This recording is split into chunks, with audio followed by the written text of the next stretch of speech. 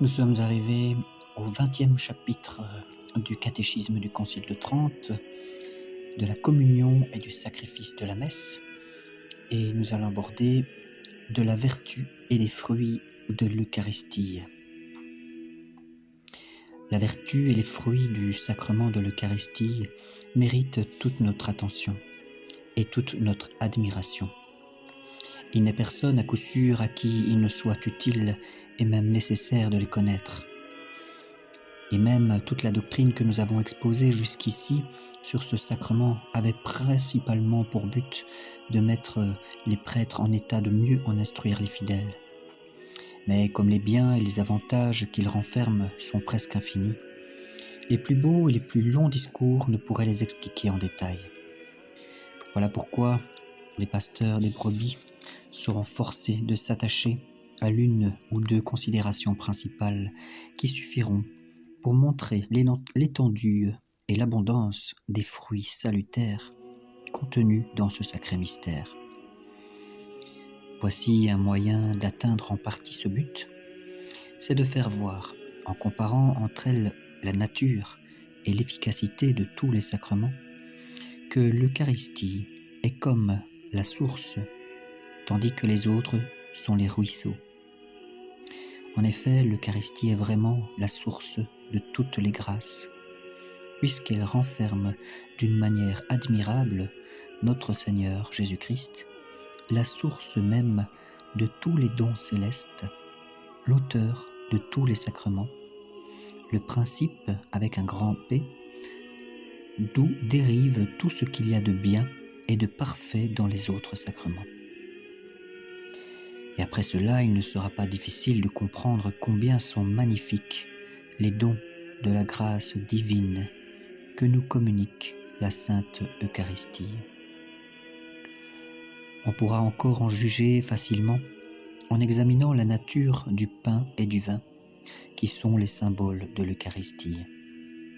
Ce que le pain et le vin produisent pour le corps, l'Eucharistie le produit également, mais d'une manière infiniment plus parfaite pour le salut, pour le bonheur de l'âme. Ce n'est pas le sacrement qui se convertit, comme le pain et le vin, en notre substance, mais c'est nous-mêmes, au contraire, qui sommes changés, pour ainsi dire, en sa nature. En sorte que l'on peut très bien appliquer ici ces paroles que saint Augustin met dans la bouche de notre Seigneur. Jésus dit « Je suis la nourriture des hommes, fait. Croissez donc, et vous me mangerez ensuite. Et vous ne me mangerez pas en vous, comme il arrive à la nourriture de votre corps, mais c'est vous qui vous changerez en moi. »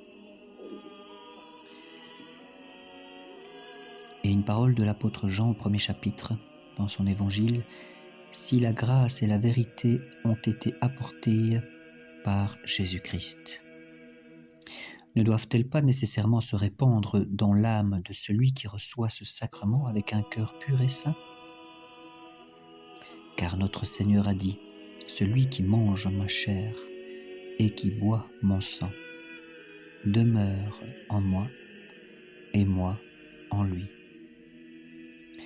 Personne ne doit douter que ceux qui participent à ce sacrement avec des sentiments de foi et de piété ne reçoivent le Fils de Dieu, de manière à se trouver, en quelque sorte, greffés sur son corps, comme des membres vivants.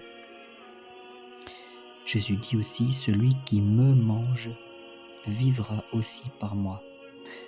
Le pain que je donnerai, c'est ma chair pour la vie du monde. » Sur quoi saint Cyril a fait cette remarque. Le Verbe de Dieu, en s'unissant à sa propre chair, l'a rendue vivifiante. Il était donc convenable qu'il s'unit à nos corps d'une manière admirable par sa chair sacrée et par son sang précieux, qu'il nous livre sous les espèces du pain et du vin pour nous sanctifier et nous donner la vie. Mais en disant que l'Eucharistie donne la grâce, que les pasteurs fassent bien entendre aux fidèles que pour recevoir ce sacrement d'une manière vraiment utile, il est nécessaire de la posséder auparavant, donc de posséder cette grâce auparavant.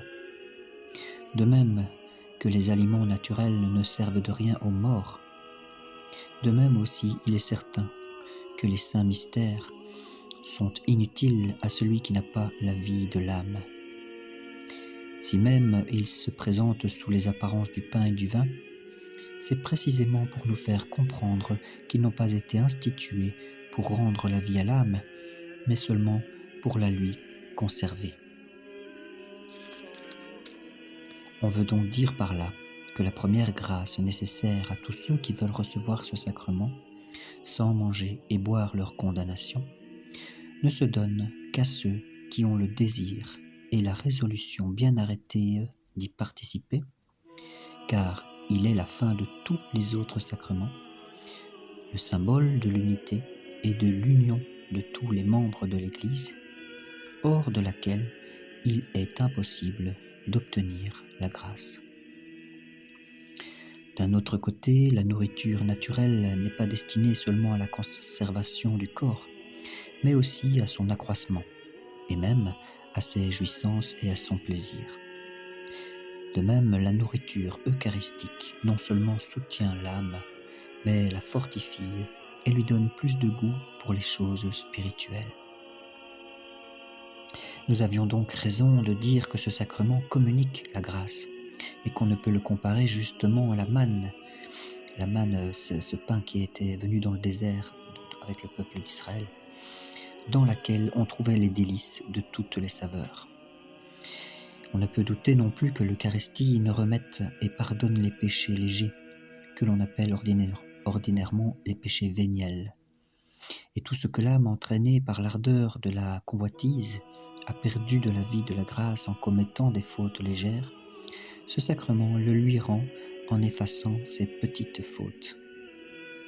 De même aussi, pour nous servir toujours de notre comparaison, la nourriture corporelle répare peu à peu et nous rend ce que nous perdons tous les jours par l'effet de la chaleur naturelle.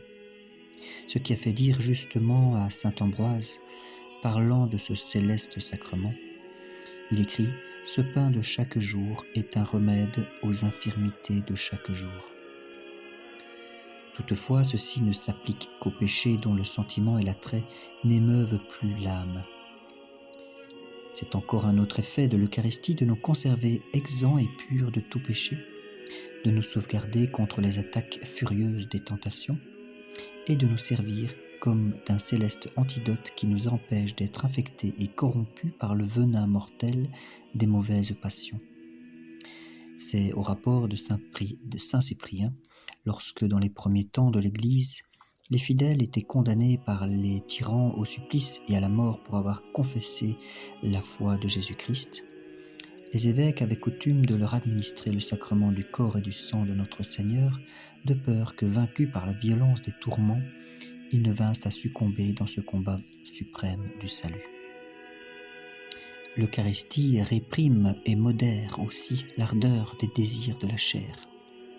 Par cela même qu'elle augmente dans les cœurs le feu de l'amour de Dieu, elle éteint nécessairement celui de la convoitise. Enfin, pour exprimer en un seul mot tous les avantages et tous les bienfaits de ce sacrement, il suffit de dire qu'il possède une puissance souveraine pour nous faire acquérir la gloire éternelle. Car il est écrit, et c'est une parole de notre Seigneur Jésus-Christ, « Celui qui mange ma chair et qui boit mon sang a la vie éternelle, et je le ressusciterai au dernier jour. » En effet, par la grâce de l'Eucharistie, les fidèles jouissent déjà, dès cette vie, d'une paix et d'une tranquillité de conscience parfaite. Puis, quand il faut mourir, c'est encore par sa vertu qu'il s'élève à la gloire et à la béatitude éternelle, semblable à Élie qui, fortifié par le pain cuit sous la cendre, marcha jusqu'à Horeb, la montagne de Dieu. Nous verrons dans la prochaine vidéo les 3 manières de participer à l'Eucharistie.